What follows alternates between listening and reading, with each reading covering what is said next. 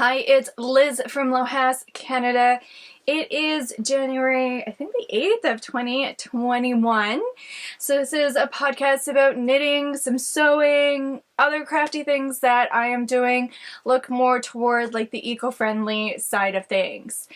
So it's past Christmas, thankfully, so I am done all the gift knitting. If you want to see that video, I did a whole video of an advent box that I did for my mom. So I made like these little advent minis, and I put them in a wooden box, an advent box for my mom for Christmas time. So I finished all of those so I can give it to her December 1st. So there's a full video out on that.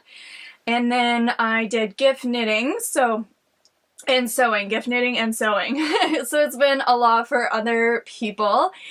So now I am back to knitting for myself, and I have some things. I don't have too much in the sewing department, but I do have quite a bit happening in the knitting department. So let's get right into it. So the only finished object I have are these socks. So this is the Prairie Vamp sock, but I modified it because it's not much of a pattern. It just tells you the stitches. They're also using double pointed needles, and I knit in the round. So this was supposed to be, I knit this like on Christmas Eve, and it was going to be a gift because I already knit one sock for my brother-in-law. And I was gonna knit the other sock, and so I was like, yeah, I'm gonna get it done before Christmas Eve when I deliver all the gifts to people. And then I started knitting it regularly. I don't even know what I was thinking. So in the first sock that I knitted for him, I did the ribbing, and here I just knitted straight knit. So I got to about the heel turn, and I was thinking, oh man, like I'm doing so well. The morning time, I'll just do the heel turn, and then I'll be able just to knit the rest of the day. And it must have been a couple days before, because I think I ended up having to knit his true one like Christmas Eve. So it must have been like 2 days before. So anyhow, I was like, okay, so what do I do? And I realized I compared the socks, and I'm like, I can't believe I just did that. I was doing so well. So I ended up just finishing off the sock, did it because I didn't want to put it on needles and come back to it later. So I ended up finishing off the sock before Christmas Eve, did all the rest of the Christmas gifts, delivered them, and then Christmas Day, I started on the second one. So I just cast it on, and then I ended up doing some other stuff, and I just finished those off maybe a couple days ago. So pretty easy knit. These are on quite a larger size. I think they're 3.5, so I just take the, and they do fit me, even though, so my brother-in-law is a size shoe 14, and so I was a little bit worried that's going to be quite large, but because there's no ribbing up here, it fits my foot a lot. Like, it still fits my foot, and then I just made this my regular size. So I can definitely, like, if it's a sock double, if I'm, say, going hiking or something, then I can definitely wear this over my regular sock. So it's just a little bit of an extra cushion, and I can wear them around here, and they're great. So it actually worked out well. I got my own pair of socks. So we will be going back. I'll be going, this is the Briggs & Little Tuffy wool, and I'll talk a little bit about it later because I'll show you how much I have left over, because so I knit a pair for, in the video you'll see I knit a pair for my brother-in-law, my dad, my mom, and I wasn't too sure how much ones gain because they're on larger needles and they're thicker socks than regular sock yarn, how much it would take. So I ended up ordering a little bit too much, but I think it should be okay because I'll end up just knitting a bunch more socks is what I'm thinking. Okay, so I started this, I think just at the very end of last year. So, and I just finished this part off this week. So it was kind of my focus project. So it's going to be a hat. So it's a little bit crinkly because I haven't blocked it or anything. So it's going to be this way, and I'm starting to do the decreases. So this is the Otra Hat. So it's by Skeindeer. It's a Norwegian, she's a Norwegian knitwear design. So I've knit a lot of her stuff actually, like compared to other knitwear designers, but I really like how she has the construction. Her pattern's pretty easy to read. So this is supposed to be a triple brim or triple hat, so it's supposed to fold over the 3 times, but I didn't quite understand what she was talking about, how to fold it over 3 times, so I just put the right sides together and then just knit the 2 together. And then I think once I block this out, it'll just lay a lot smoother. I also, if you see in the pattern, this is my first colorwork sweater. I mean, I've done these little mini type things, but that's just like dropping the yarn and then, you know, picking it up just with those little stitches, but I haven't actually done colorwork before. So that was my first attempt because I was watching some videos on YouTube because I was a little bit concerned of how to hold the yarn with 2 colors, and I've tried, you know, like holding it with your fingers up and one on this side and one on the other, and I was just trying to look for different ways, and I came across, oh, now I have to look her up. Her name is Roxanne, and she is a YouTuber, and she's got so many videos. Like, it's just crazy how many she has. And I go through them. I've just been binge watching her, but she has so many, and it's jam-packed full of information. So sometimes I'll have it on just my background just so that I can get those little tidbits, because sometimes it is really hard just to focus. Roxanne Richardson.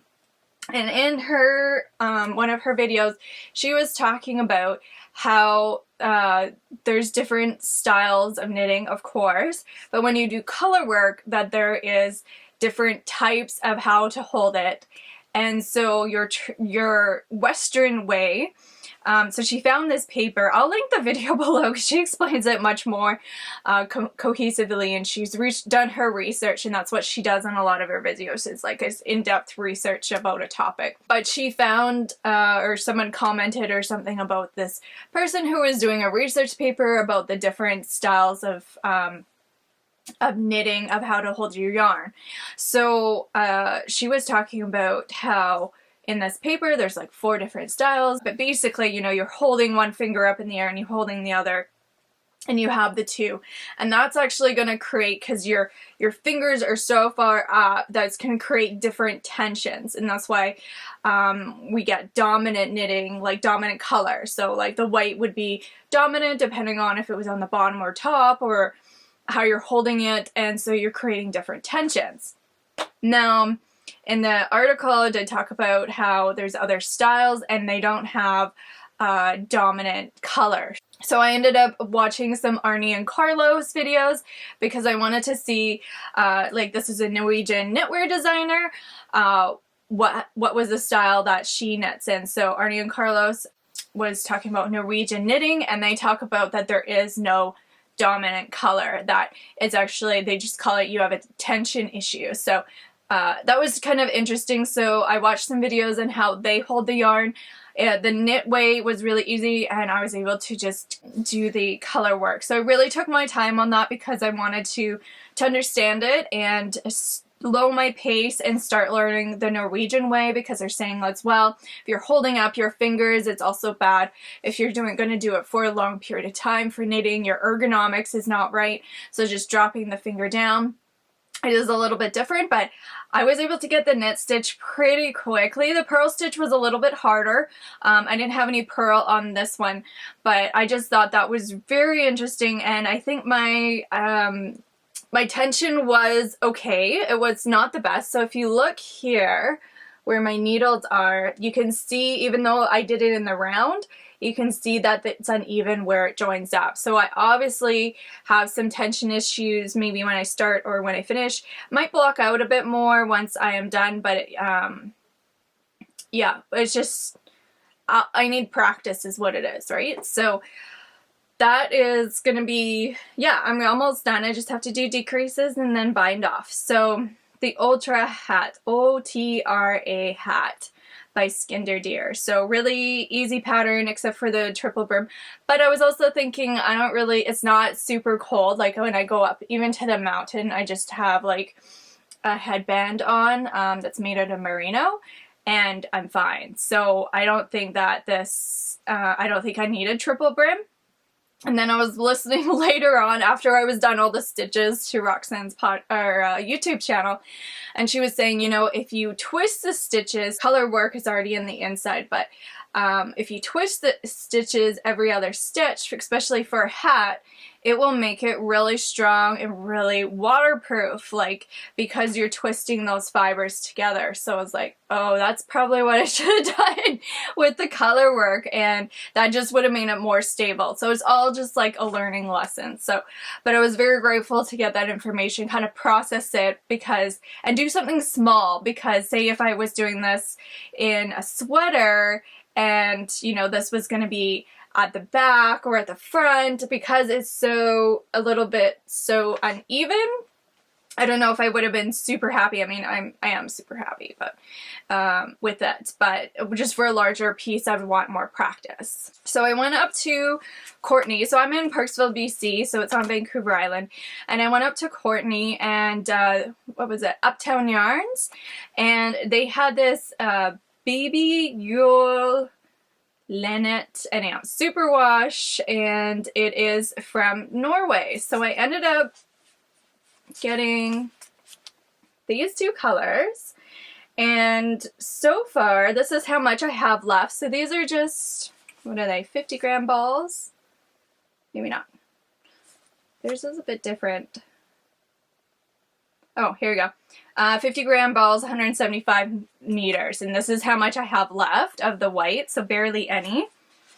And I'm just starting my decreases now, and I've only used one ball of the 50 grams, so I'll probably need to use a second ball, but not too bad. I for some reason bought 3 of this color, so I will put it in my stash. Oh yeah, I've been wearing this sweater. So this is by Marley Bird. It's my first sweater. So it's still the first sweater that I've knit. The only sweater that I have knit, because I knit this in spring of 2020. And then it got too hot to wear because it's alpaca. And so then it sit in my drawer, and I was like, okay, this, like, am I actually gonna wear this? Did I just spend all that money? And I've worn it a ton this winter. Like, it just, I wear it with nothing underneath, and it's fine to my skin. It is pilling like crazy, but that's to be expected with alpaca, is what I've been told. I did sew up the seams at the side, so there's no more split. And the boat neck is not my favorite, but it works for this one. It's an oversized one. It was in pieces, but I know just from this pattern, I probably wouldn't do a boat neck again. It's not my favorite. Just, it's too close. That's why I have such a large opening for my boat neck, because I don't like it pulling or being so close to my neck. So I would want something, my next sweater, to be something a little bit more structured. So that brings me to the other Skeindeer. So this one I started last year, and then when I started knitting Christmas gifts, I put it down. So I am back at it. I figured out the first time I've ever done, okay, so I've ever done a cardigan steek, and I was watching a different podcast, and she was like, before she steeked her, she washed it and blocked it so the fibers were able to stick closer together, and I should have done that before I put my button band on. And I did not pick up enough stitches for my button band, so you can see it's a little bit curved, but that's the first time, maybe, or second time of picking up stitches. I can't remember, but I did the neck band, and so super proud of that. And then I'm just starting for the sleeves here. So this is, I think it's a Ukrainian brand, but it's alpaca and merino, so 50% of each. So I would be able to wear it and it's really light and drapey. It's probably not the best fabric because there's like a design here. So this is another Skeindeer pattern. I think it's called Haust. And it's meant to like sit at your hip. It's not meant to be super long. So yeah, I didn't realize how long the sleeve is going to take. So I have this much left, and I'm hoping I can maybe get it down to my elbow because I only have these 2 balls left. So that one of them has to, or for each sleeve. So we'll see how long I'll get there. My other make, which I haven't gotten back to, is that vest that I made, I think last year or the year before, and I just ripped out the bottom, and I haven't done anything now. I've added I put it back on the needles, but it's also very toothy, and it's very, very hard, like it's already felting. So I'm using these prim needles, and they're like attached to the needles, the cord, and the cord's like metal, because I have been using these bamboo ones with the plastic cord, and multiple times they have disattached from the cord. So I'm using these prim 4.5 needles. And then I just want to add, I had another ball of yarn, so I don't know how weird this is gonna look because I don't think I was able to pick up the correct number of stitches. I just kind of fudged it, so we'll see. But I have another ball of yarn, so I'm just going to add some length to it, and if it looks funny, it looks funny. It's my very first vest. Oh yeah, so this would be the first one I picked up on the button band, which is not perfect as well, but you know, it's all a learning process. You know what? I don't think I picked up this button band. I think I just folded it over. That's what it looks like I did. So, I have not picked up a button band. Now, we will go back to the socks. So, the Briggs and Little Tuffy socks. So, with one skein,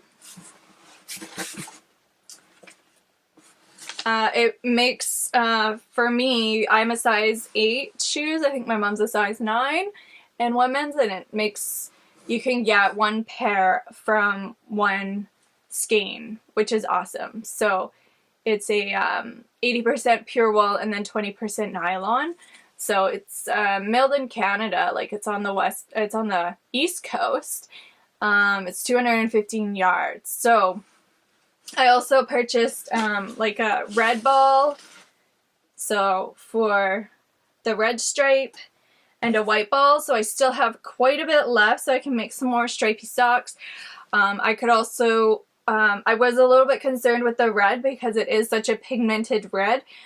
Doing it on the heel, I don't think I would do that, just in case it starts to like rub off, but it might not. I just, you know, if you're wearing not sneakers, I guess you wouldn't wear sneakers with it, but I would probably do it more with the white. But yeah, so I have those 2, but I also have 1, 2, 3, 4, 5 more skeins, and then this ball. Yeah, 5 more skeins, and then this ball, which I started to use up to complete my sock. It was just a little bit left. For my brother-in-law's foot, I did have to use 1 and a little bit for skeins. So from his heel to his toe, it was about, I think, 10 inches or 10.5, and so I did have to use 1 and a little bit.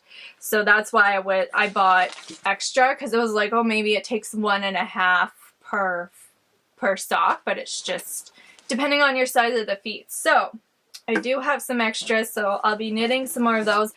It takes me about, I think, like 5 hours to knit the top part, so maybe here to here. I'm not the world's fastest knitter. You know, it takes me a couple of hours to turn the heel and then do the decreases or pick up stitches, and then another maybe like 4 or 5 hours to do, depending on how long your toe is. So it's a doable project. Usually though, for socks, it takes me a couple months because I just like to knit like sometimes just like an hour a day or something, but lately I've been knitting like crazy. So I have acquired some other yarn. Oh yeah, and this yarn is also from Briggs and Little. I think, oh, I don't remember what it was, but I did a video on it. So I did some mushroom dyeing in November. I didn't put out the video until I think December or even January. So I did different quantities and different components with it, so I do want to knit a cardigan with it. I think maybe some cable cardigans with this kind of a muted yellow color. So it's got a little bit of different shades, so I thought darker shades up to the lighter shades, and we'll see how much volume I get. So I have already ordered, so I really liked this. It is super wash though. The Cascade Yard 128 in the 100% merino super wash yarn. So I got super wash just because I was gifting it and I didn't know how people were gonna treat it and stuff, and if it does go in the wash, it's not such a big deal. This is the Shire color, and I really liked how it knit up. So I knit a scarf for my mom's husband, and then I knit a scarf out of this color for my brother-in-law. So it's a really nice color, so I wanted to knit a scarf for myself, and I was going to, but I ended up knitting it for my brother-in-law. So I decided I'm going to order some more of this yarn and knit myself just a nice squishy scarf. So that will be coming in. These scarves, like, depending on your pattern, don't take too long. It was quite, compared to your socks or compared to other projects, it's just nice to have something that's simple. I also liked different patterns. So in the gift video, you can see I did a different pattern on my mom's scarf compared to my dad's scarf, compared to my brother-in-law's scarf. So it's just a nice way to think of other patterns or even recognize what other patterns are. So that is going to be coming along. So, and the only gift knit I didn't do this Christmas is my dad wanted a toque, so I wanted to first do this Otra Hat because I've never knitted a toque before, and so I had this Heritage Cascade Yards Heritage Superwash Merino and then 25% nylon. So I think it's more for like socks and stuff, but I just thought it was a nice light color, like a light, it's not like a jet black, so I think that would be nice to make a hat with. What was it called? Double Thick Hat by Karima Ali. So that was one of the possibilities for this hat, or I just might knit him just a regular hat. He doesn't want one with a brim, so just maybe knit him the same pattern from like you know, just a straight stockinette and then do decreases. So that's going to be my next project after that hat. And I ordered some yarn. So this Christmas I wanted to support some small businesses because, you know, it's the year too, and I wanted to do something, find something local to my area for buying yarn. So I was looking for different patterns, and I came across the Small Bird Workshop. So she's actually out of Nanaimo. I thought she was further away, but she's in Nanaimo, which is about like half an hour from where I live. And so I got these two colors, and this is Elder, so fingering weight, 100% merino. It's non-superwash 4-ply, so 420 yards. And the colorway is Twilight. So the pattern, where was the pattern that I was thinking of, is by Dragon Horde Yarns, and it's called the Half Moon Tee. And I can't remember if I ordered enough to make it a bit longer, but if not, that's alright. So it has, this will be my main color, and then this color, so in that, it has, and the t-shirt, it has these like half moon motif on it. So this is the same collection, fingering weight, and this is the color Lichen. So I didn't think about how it will play, if it's going to be too contrast, like if it's going to be contrasting enough. In her picture, she has like a pale lilac color and orange.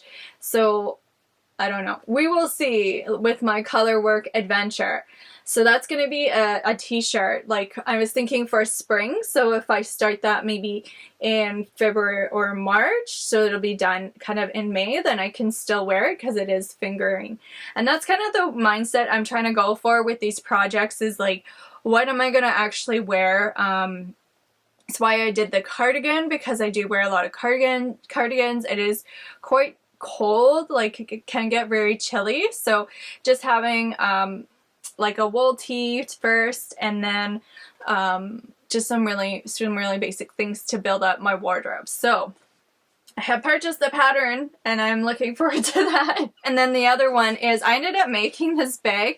So in the gift video you'll see I made a whole bunch of bags, just drawstring bags to put gifts in for my family instead of wrapping paper.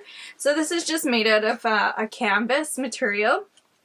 And I got some more from the Small Bird Workshop. So what did I get?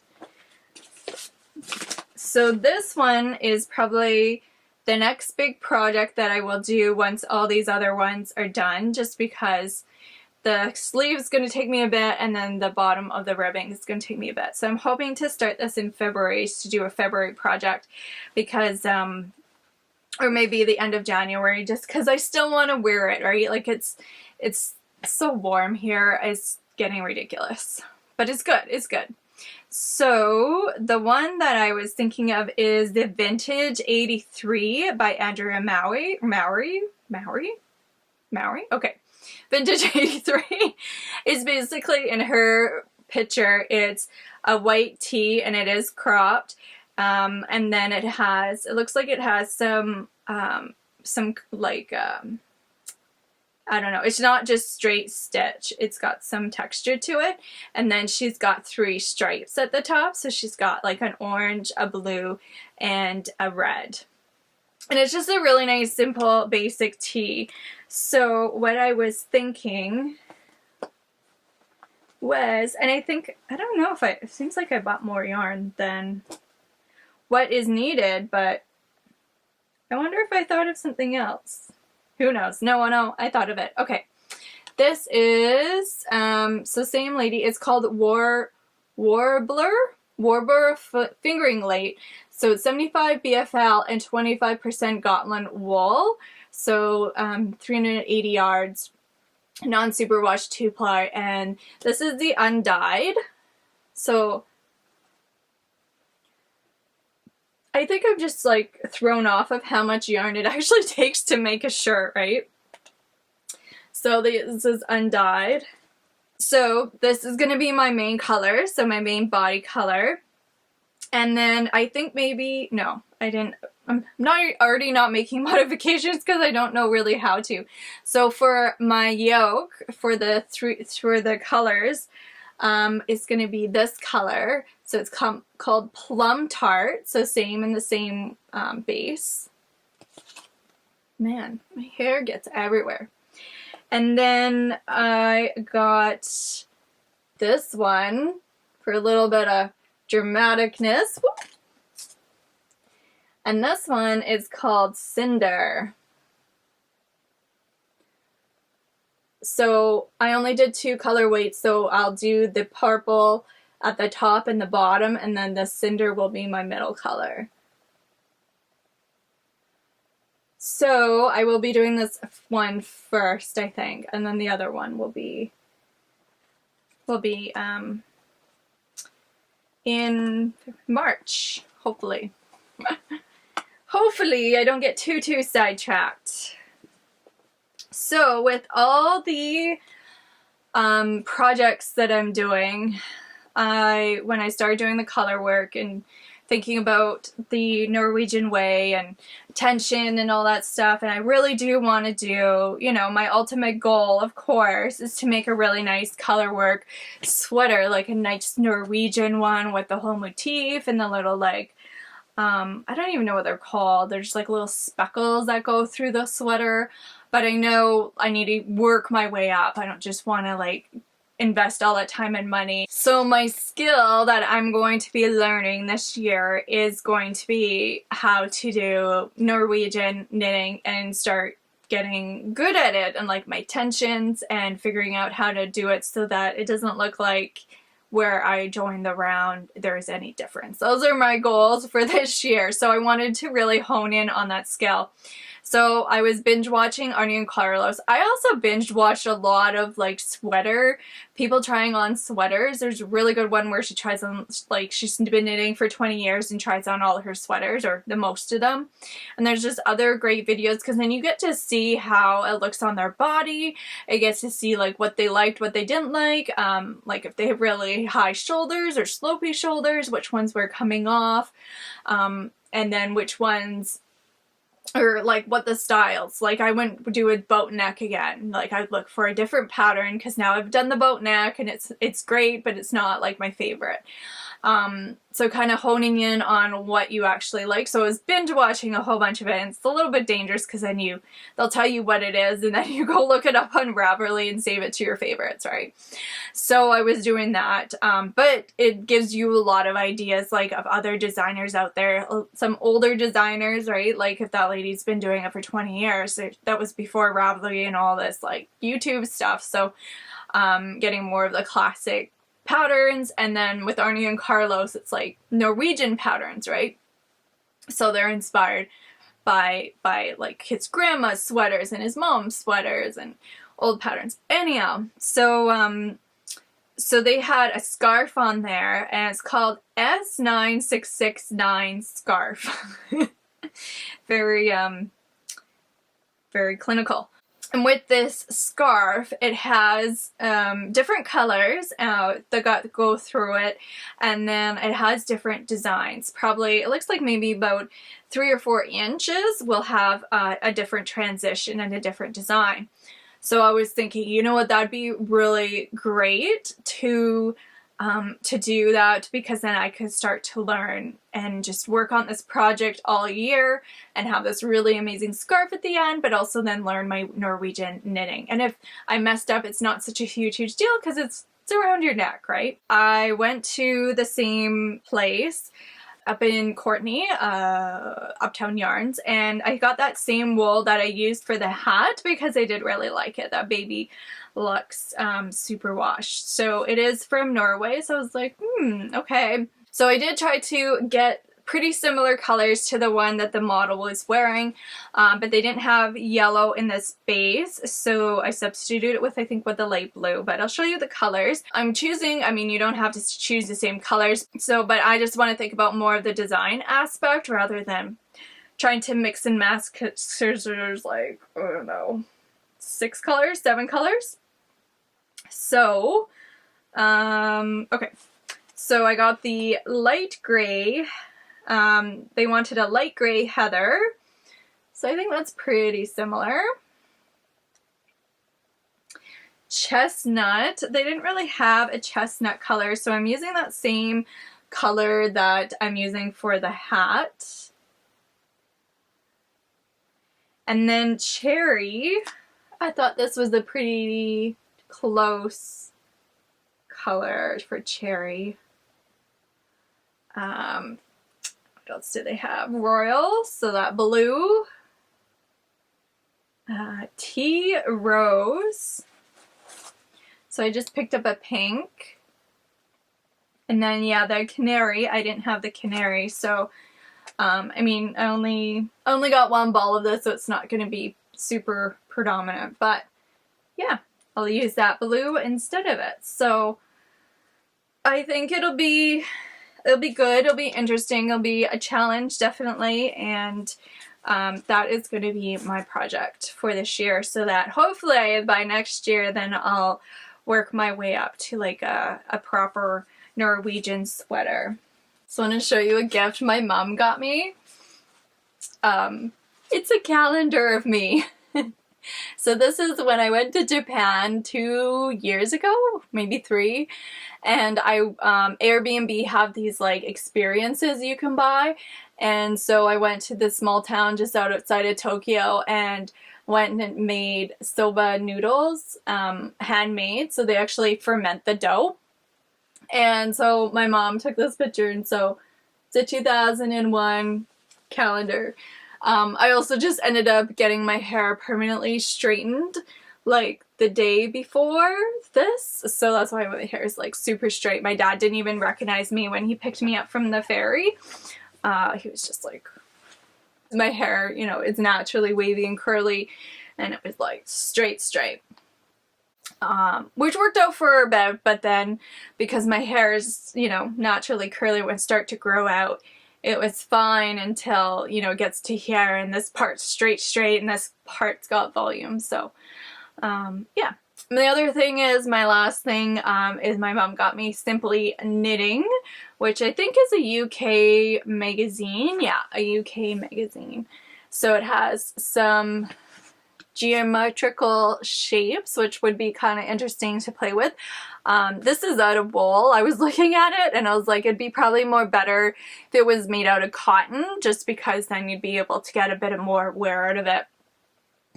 So that might be something in the future. It comes with the pattern, and it actually comes with another pattern that kind of looks really comfy and cozy. Yeah. And it doesn't say like if it's a where you can buy it or anything, but you can probably look on the website, Simply Knitting. But it does have, I'm kind of getting intrigued by these knitted pillows. I thought that was kind of neat. They got some motifs, just because Arnie and Carlos as well have a lot of knitted pillows, and I've been watching their videos and I'm like, oh, that kind of looks pretty interesting. So maybe before I get to the sweater, I'll do a knitted pillow with the same motif or something. So that is all I have for the knitting. And for the sewing, I don't have too much. So I was going through, I'm still always going through this phase of eco-friendly stuff and looking at even just like my bed sheets, and I'm like, okay, you know what, this is polyester, and is it breathable? And I'm using, you know, microfiber on my body, even though it's nice and soft and lush, it's probably not breathable. And so I've been getting to this weird headspace of like, every time I see something's acrylic or polyester and I like put it on, I'm like, ugh, I'm wearing a plastic bag, right? And I just bought like a raincoat and snow pants because I've been going snowshoeing. And you need those things, and you need them to be like a plastic bag basically when it's raining out. But I was looking at my bed and I was like, you know what, I'm going to make a new bedspread, and I'm not going to quilt, but I just want something really nice and easy. So I just bought some blue flannel for the bottom, some insulation, which was 100% cotton for the middle, and then blue flannel for the top. You know, it was a bit pricey compared to what you could just buy in the store, but I knew this was going to be, and I also made it. I got it by 3 meters by 3 meters is what I wanted to make, because a queen size bed is just like 2.5 meters. So I thought, okay, well, let's make it really cozy and long for this. So I'm almost done it. I did have to stitch by hand some running stitches down certain sections so to lay flat. I didn't even have a place like where to even put like a 3 meter by 3 meter blanket to sew on. So yeah, I did the borders by machine, and then left one side open, flipped it inside out, put the fill in the middle, and then sewed it by hand, just so that it won't bunch up in certain places. So I just have to sew the ends and figure that all out. But yeah, it was just done. So I feel a lot better, kind of looking at like what other things in my life can I trade out or that I can make. And saying that, I just thought of this last night. So I'm taking an early childhood education course. And so we're learning about like different aspects of teaching styles and philosophies and stuff, where like you could do just buy a whole bunch of plastic toys, or what do you want to create that environment.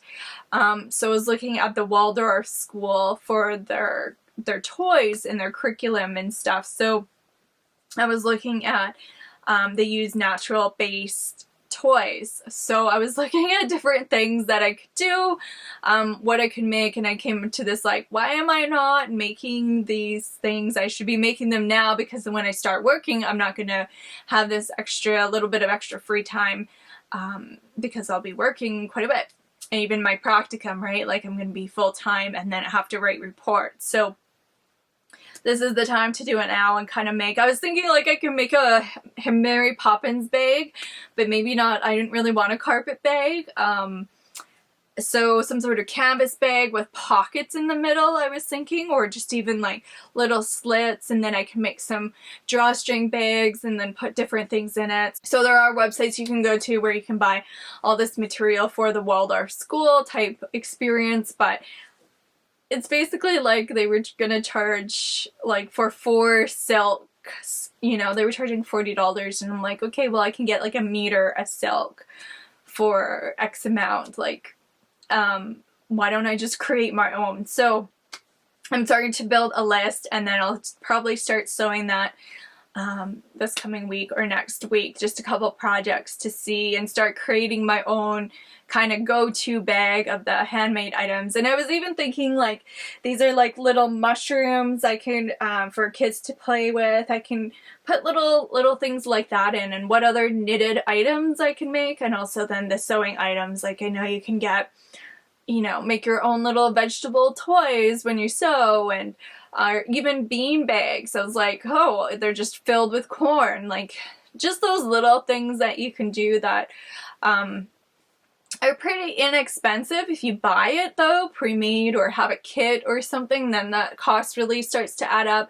The one thing that I really want to make, and I've been thinking, oh, this is a really easy design, is a rolled up piece of fabric, and then you just sew little pockets in there. So then you can do one for pencils, or they have those rectangle or square crayons, so that you can put those in there, or little things that you can roll up, right? Paintbrushes and stuff. So those are a pretty easy make, and I could probably just even do it out of muslin, and then that's already, you know, done. So so I will, yeah, be thinking about that. My serger